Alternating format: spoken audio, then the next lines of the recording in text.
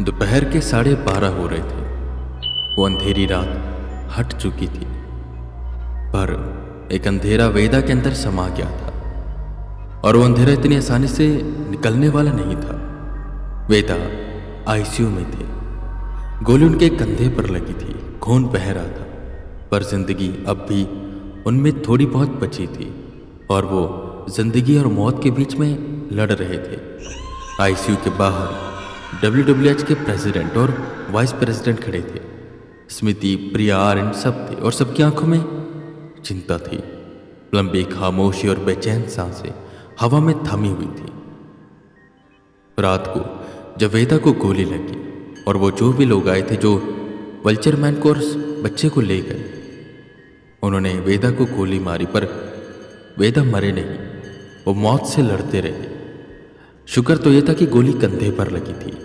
सुबह जब मॉल वाला आया और उसने देखा कि वेदा के साथ ये हो चुका है, वेदा खून से नहाए हुए हैं, उन्होंने तुरंत WWH में फ़ोन किया और ये सारी बातें उनको बताई। तुरंत वेदा को बगल के हॉस्पिटल में भेजा गया और वहाँ पर उनका इलाज चल रहा है और बाहर सभी परेशान हैं।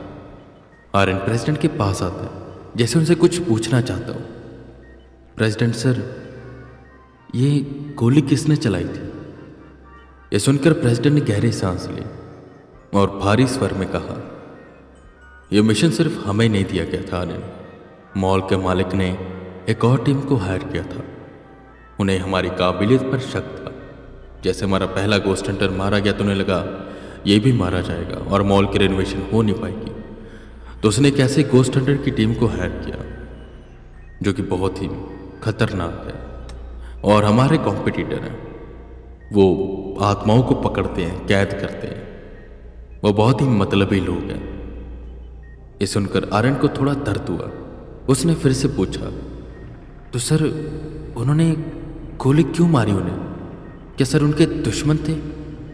वो तो उन्हीं आत्माओं को मुक्ति दे रहे थे ना जिनको वो लोग कैद करना चाहते थे। ऐसा उन्होंने क्यों किया? जिस पर प्रेसिडेंट ने कोई जवाब नहीं दिया। उनके पास कोई जवाब था ही नहीं। बस आंखों में एक गिल्ट था और समझ कि कहीं ना कहीं कुछ गलत हुआ है। हर मिशन सच और असत्य के बीच का फर्क नहीं बताता। कभी कभी सच भी पॉलिटिक्स का हिस्सा बन जाती है और वेदांत एक सच थे जो अब आईसीयू में जिंदा रहने के लिए लड़ रहे थे। आईसीयू के बाहर एक कोने में स्मृति अपने हाथों को जोड़कर बैठी थी, आंखों में आंसू और जुबान पर सिर्फ एक ही प्रार्थना कि हे भगवान, वेदा जी को बचा लीजिए। वो सिर्फ सच के लिए लड़ रहे थे, आपके लिए, लोगों के लिए। उन्हें वापस भेज दीजिए, उन्हें जिंदा रखिए। और ऐसा लग रहा था जैसे भगवान ने स्मृति की बात सुन भी ली। एकदम से वेदांत की आंखें खुली, लेकिन उनका चेहरा सफ़ेद था। हालत अभी भी क्रिटिकल थी। डॉक्टर बाहर आते, सब डॉक्टर के पास आए और पूछने लगे वेदा कैसे है। तभी एक नर्स आर्यन के पास आती है। हाथ में एक ब्राउन रंग का एम्बुलेंस था, बिना किसी नाम का। वो नर्स सीरियस होकर वो एम्बुलेंस आर्यन को चुपके से देती है और धीमे से कहती है, यह आपके लिए किसी ने दिया है। बस कहा कि आर्यन तक पहुंचा दो और आप सोचोगे कि मैं आपका नाम कैसे जानती हूँ। इस एम्बुलेंस को जब आप फाड़ोगे, इसमें से लेटर निकालोगे और जो पढ़ोगे, आप समझ जाओगे कि मैं कौन थी। आर्यन ने एनवेलप खोला और अंदर था एक बड़ा हैंड रिटन लेटर, जैसे किसी ने कलम से लिखा हो। वो लेटर पढ़ा था और आर्यन उसे छुपकर पढ़ना शुरू कर देता। डरो मत, इतनी जल्दी वो नहीं मरेगा। या तो वो हमारा गुलाम बनेगा या तो हमारे हाथों ही मारा जाएगा। हमारी नज़र हर जगह होती है, उन पर भी जो कल रात आए थे। अगर जानना चाहते हो कौन है वो, कहाँ रहते हैं, तो आज रात को अकेले आना। हॉस्पिटल से 2 गली छोड़कर एक पार्क है, वहाँ कोने में एक नीम का पेड़ है, वहीं मिलेगी सच्चाई। पर याद रहे, ये जानकारी मुफ्त नहीं मिलेगी, बदले में हमें भी कुछ जानकारी चाहिए। अगर तैयार हो तो आ जाना। आर्यन का दिल जोर से धड़क रहा था। वो जानता था कि ये उसी कल्ट की तरफ से आए और एक कल्ट जरूर सब कुछ जानता होगा। और एक सवाल आर्यन के मन में था कि उन लोगों ने वेदा पर गोली क्यों चलाई? आखिर उनकी दुश्मनी क्या थी? और आर्यन इस सवाल का जवाब चाहता था और बदला भी चाहता था उनसे, जिन्होंने वेदा के साथ ये किया था।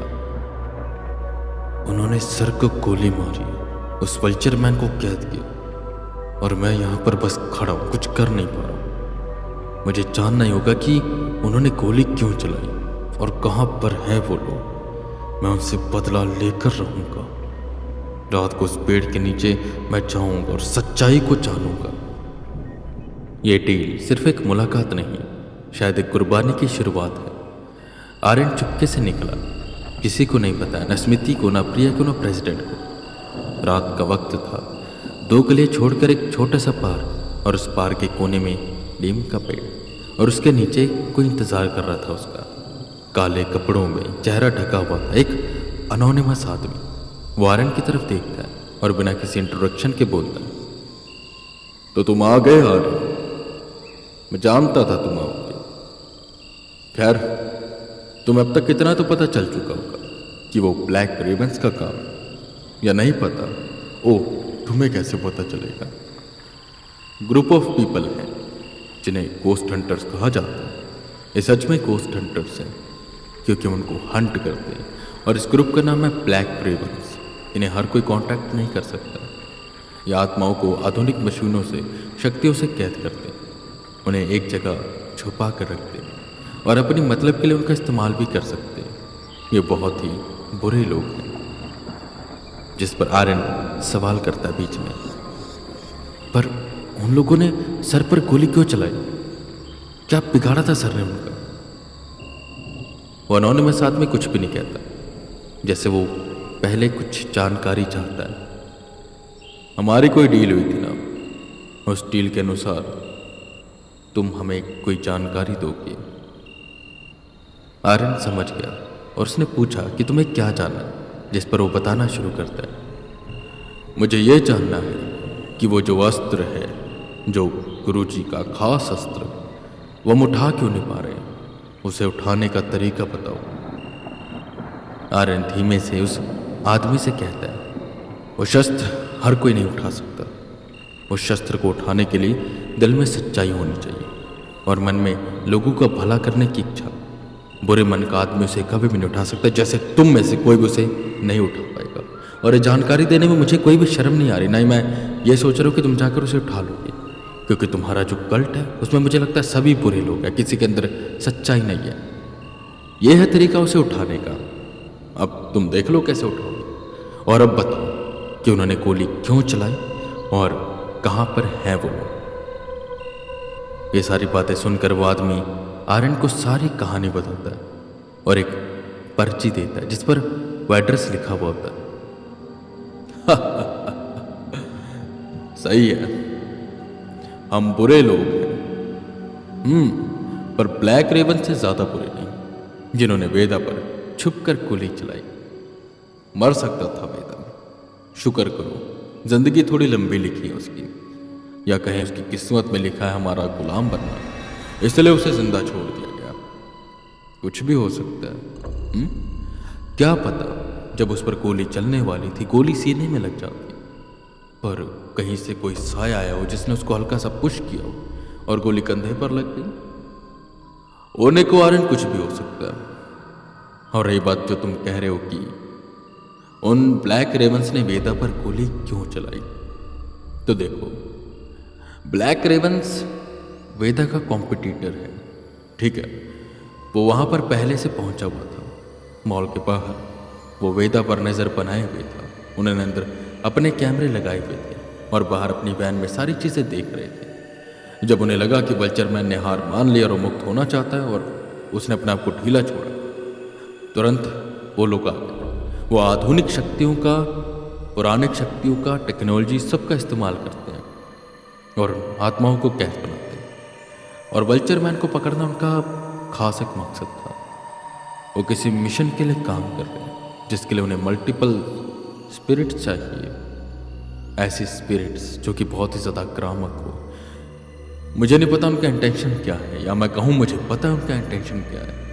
खैर, अगर तुम जानना चाहते हो कि वो कहाँ पर है तो मैंने तुमको पर्ची दी है, पढ़ लेना एड्रेस और जाने की भूल मत करना।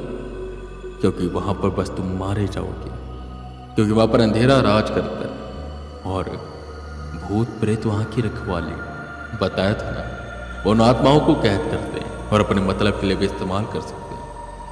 आशा करता हूं तुम्हें तुम्हारी जानकारी मिल चुकी होगी और हमें हमारी जानकारी मिल चुकी है।